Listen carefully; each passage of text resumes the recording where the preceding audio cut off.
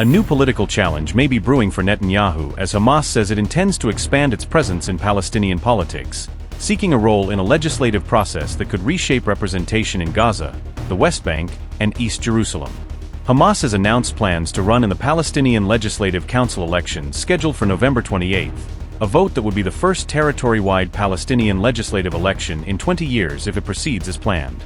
After years of war and military confrontation, Netanyahu may now face the prospect of Hamas gaining political influence through elections, although its participation could be complicated by rules requiring candidates to recognize the Palestine Liberation Organization as the sole legitimate representative of Palestinians.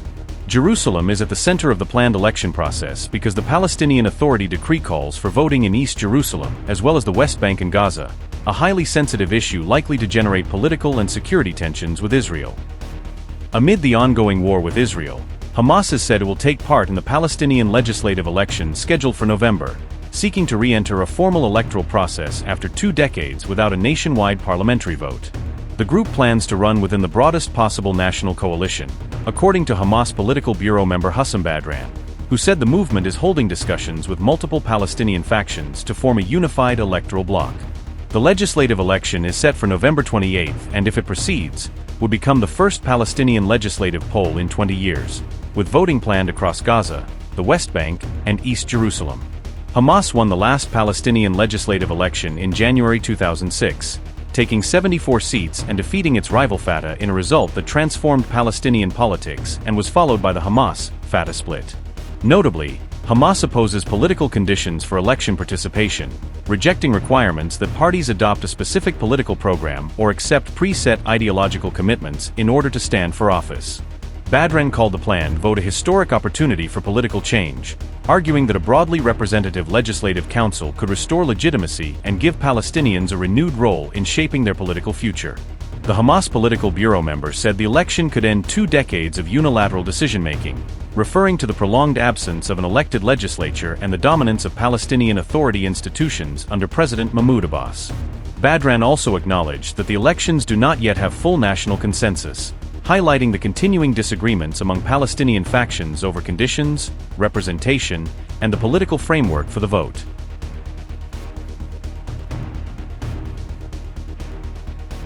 Hamas said Jerusalem and the Al-Aqsa Mosque compound remain central priorities, placing the holy site at the heart of its political messaging ahead of the planned Palestinian legislative elections. Hamas official Hussam Badran described Al-Aqsa as the core of the conflict with Israel, reflecting the site's immense religious and national importance for Palestinians and the wider Muslim world. Al-Aqsa is located within Jerusalem's Temple Mount, also known to Muslims as Haram al-Sharif, while the mount is Judaism's holiest site because it is revered as the location of the first and second temples. The Jordanian Islamic Waqf administers the compound's day-to-day religious affairs under the long-standing status quo, while Israel controls access and maintains overall security around and within the site.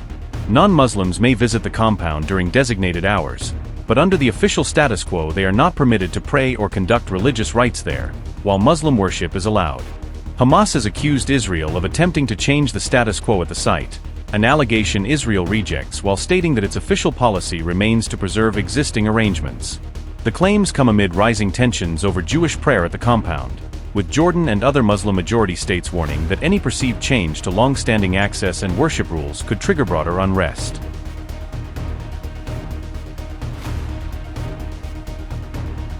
Donald Trump's push for a lasting peace agreement in Gaza is facing a major obstacle from within the Palestinian enclave, as divisions over Hamas weapons remain a key challenge to any potential ceasefire.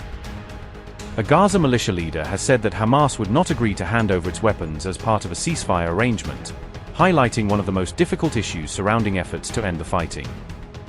Hussam al-Astal commands an Israeli-backed militia that is fighting against Hamas in southern Gaza, positioning his group as one of the armed factions opposing the Palestinian organization. The Gaza militia, named Strike Force Against Terror, operates in the Khan Yunis area with reported Israeli logistical and military support, giving the group a role in the wider struggle for influence and control inside the enclave. Al-Astal told the Times of Israel that Hamas would never agree to give up its weapons, a position that could complicate efforts to secure a ceasefire framework requiring the group to disarm.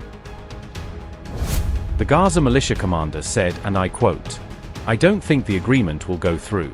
Hamas will not hand over the weapons it possesses. I hope there will be a ceasefire agreement, but without Hamas. Hamas will not agree to this. Hamas knows that if it hands over its weapons, it will no longer be in power." Unquote. The statement highlights the central obstacle facing any long-term peace agreement in Gaza, with the question of Hamas weapons remaining at the heart of negotiations over the enclave's future. Israel has made the disarmament of Hamas a key condition for moving toward long-term reconstruction, arguing that lasting security must be established before major rebuilding efforts can proceed.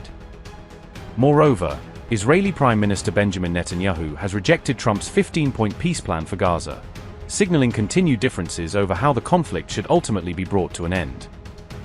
Netanyahu has stated that there will be no military withdrawal until Hamas is genuinely disarmed, reinforcing Israel's position that removing the group's weapons remains essential to any future military pullback.